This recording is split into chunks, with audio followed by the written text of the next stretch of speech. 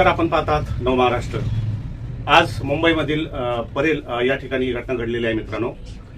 या ठिकाणी शिवडी या ठिकाणी राहणारा एक आरोपी आहे अनिल चव्हाण। चव्हाण म्हणजे हा परप्रांतीय आहे। हा टेलरिंग काम करतो आणि टॅक्सी सुद्धा चालवतो, परंतु या दोन्ही धंद्यांच्या आड तो महिलांचं एक मोठं रॅकेट या ठिकाणी चालवतो आहे आणि या पोलीस स्टेशनमध्ये म्हणजे किडवाई नगर पोलीस स्टेशनच्या अंडर हे काम सुरू आहे। या ठिकाणी एक महिला आहे, 35 वर्षीय महिला आहे, जिचं नाव गीता ज्ञानेश्वर चव्हाण, राहणार गणेशनगर शिवडी। तर ही महिला परेल विलेज या ठिकाणी एका ऑफिसमध्ये काम करते आणि त्या ऑफिसमध्ये काम करत असताना हा जो आरोपी आहे अनिल चव्हाण, हा त्या ठिकाणी त्याचं येणं जाणं होतं। तर त्याने त्या मुलीला एक दिवस आपल्या जाळ्यात ओढण्यासाठी तिला सांगितलं की तू या ठिकाणी काम करू नको, मी तुला दुसऱ्या ठिकाणी जॉब लावतो आणि तुला लाखोमध्ये पगार भेटेल, तू या ठिकाणी 10-15 हजारामध्ये काम करू नको। आणि त्यासाठी त्याने तिला परेल या ठिकाणी बोलावल्यानंतर त्याने हिला आपल्या जाळ्यामध्ये ओढण्यासाठी या गीता चव्हाणला कशा प्रकारे त्यांनी फसवलं आणि पोलीस स्टेशनला वारंवार हेलपाटे मारून सुद्धा अजून पोलिसांनी पाहिजे तसं या घटनेकडे गंभीरतेने पाहिलं नाही मित्रांनो। या आरोपीने अनेक महिलांना आपल्या जाळ्यात ओढून गैरमार्गाला लावण्याचं काम केलंय, तरी सुद्धा पोलीस डोळे झाक करत आहेत। हे मोठं शल्य आहे आणि ही महिला भ्रष्टाचार विरोधी लोकांदोलन या संघटनेकडे न्याय मागण्यासाठी आलेली आहे। तर आपण तिच्याच तोंडून ऐकूया तिच्यावरती कशा प्रकारे त्याने आपली जादू थोडक्यात टाकण्याचा प्रयत्न केला, तिला आपल्या जाळ्यात कसं ओढण्याचा प्रयत्न केला आणि त्या जाळ्यातून ती कशी सटकली हे पाहूया गीता चव्हाण। तर मॅडम सांगा, तुमच्या बरोबर हे नेमकं कशा प्रकारचं हे वर्तणूक त्याने केली? नमस्कार, मी गीता ज्ञानेश्वर चव्हाण, मी राहायला शिवडीला आहे, गणेशनगर आचार्य दोंदे मार्ग, शिवडी, मुंबई नंबर 15। तर माझ्याबरोबर असं एक घडलं की मला त्याने परेला येऊन बोलवलं, मला बोलला इथे बोलून फायदा नाही आहे, आपण परेला भेटू। तर मी आपली गेली परेला भेटायला। टॉप 10च्या बाजूला महेंद्रकर दुकान, त्याच्या बाजूला टॉप 10 आहे। टॉप 10च्या बाजूला तिथे मला त्याने बसायला वगैरे सांगितलं। तर मी बसली वगैरे। तर मला त्याने सांगितलं की तुझं वय काय आहे? तर म्हटलं 35 आहे। तू विधवा आहेस का? तर म्हटलं हो। त्यानंतर मला म्हणजे एकदम कसं तरीच वाटलं विधवा बोलल्यावरती। नंतर मला त्यांनी नाही ते फालतू फोटो वगैरे दाखवले मला की तुला तो नवरा हे करणार, मी नवरा तो बाबा हे करणार, उठवणार आणि त्या नवऱ्याबरोबर जो कोण माणूस असणार त्याच्याबरोबर तुला संबंध ठेवायचे। म्हणजे याचा अर्थ असा की हा जो आरोपी आहे हा एका बाबाकडे तिला घेऊन जाणार आणि मग तो बाबा ज्या पुरुषाकडे हात करेल त्याला तू पुरुष मानून त्याच्याबरोबर संबंध ठेवायचे, नवरा समजून त्याच्यावर संबंध ठेवायचे आणि मग तुला पैसे भेटतील। हो, 2-3 करोड सांगितलेले होते भेटणार म्हणून आणि 2 फ्लॅट देणार म्हणून सांगितलेलं होतं। पुढे काय झालं? परत बोलवलं त्यांनी? नाही, नंतर मला बोलायला लागले की अशा माझ्याकडे 35 बायका आहेत, त्या बायका हे बघ, त्यांनी मला फोटो वगैरे दाखवले, मला त्या महिलांचे व्हॉट्सअपला फोटो दाखवले? हो, फोटो वगैरे दाखवले। हो, फोटो वगैरे दाखवून मला नाही ते फालतू म्हणजे खूप फालतू होतं।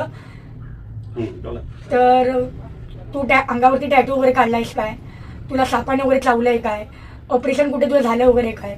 तर मी म्हटलं नाही, म्हणून असं काय घटना काय घडलेली नाही, तर हे तुला असं करावं लागेल, तुला जमेल का? मी म्हटलं नाही। म्हटलं बाबा तुम्हाला समजतं काय हो? हा, मी तुमच्या मुलीसारखी आहे आणि तुम्ही म्हटलं मला हे असं करायला लावता?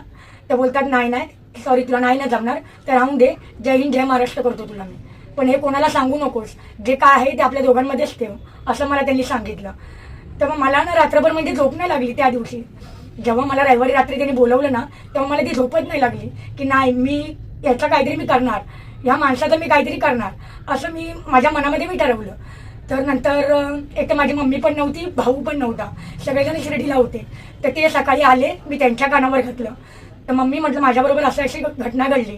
तर मम्मी बोलली की पोलीस स्टेशनला जा आणि तुझी सगळं जे काही घडलं तुझ्याबद्दल ते सगळं त्यांना सांग। तर मी सगळं पोलिसांना वगैरे सांगितलं, किडवाई पोलीस स्टेशनला। तर नंतर मला त्यांनी सांगितलं की माझी ही सगळी घटना आहे ती मी सगळी पोलिसांना सांगितली।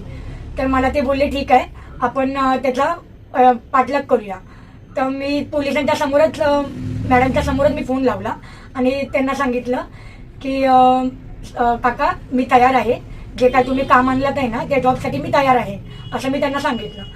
तर नंतर मला ते बोलले की ठीक आहे, तू आज नको मला भेटूस, उद्या भेट, तर माझा तो दिवस असाच गेला. म्हणजे मी आजारी खूप पडली. मला माझं काहीच सुचत नव्हतं. म्हणजे मी काय करू, मला कोण संधी देईल या हिशोबाने मी हे करत होते. त्या पोलिसांनी मग काय केलं? त्या पोलिसांनी नंतर काही नाही, त्या माणसाला सोडून दिलं. पण मी यांच्याकडे आलेली आहे, भ्रष्टाचार विरोधी आंदोलन यांच्याकडे मी आली आहे. तर माझी एकच इच्छा आहे की जे काही घडतंय त्याच्याकडे ज्या 32-35 बायका आहेत ते त्यांनी ताब्यामध्ये घ्याव्या, बस माझी एवढी विनंती आहे. यांचा म्हणण्याचा अर्थ असा आहे की माझी तर मी ते जाळ्यात त्याच्या फसले नाही, परंतु अजून त्यांनी मला 35 महिलांचे जे फोटो दाखवले त्या नेमक्या कोण आहेत आणि हा जो चव्हाण कोण आहे परप्रांतीय, याच्या जाळ्यात अजून आहे की हा बोगस अशा प्रकारचे धंदे करतोय, याची पोलिसांनी सखोल चौकशी करावी. आणि इतर ज्या महिला आहेत, इतर ज्या मुली आहेत, त्यांना जो असा फसवतोय त्या तरी निदान वाचतील यासाठी किडवाई नगर पोलीस स्टेशन यांनी त्या आरोपीवर जास्त कडक कारवाई करावी.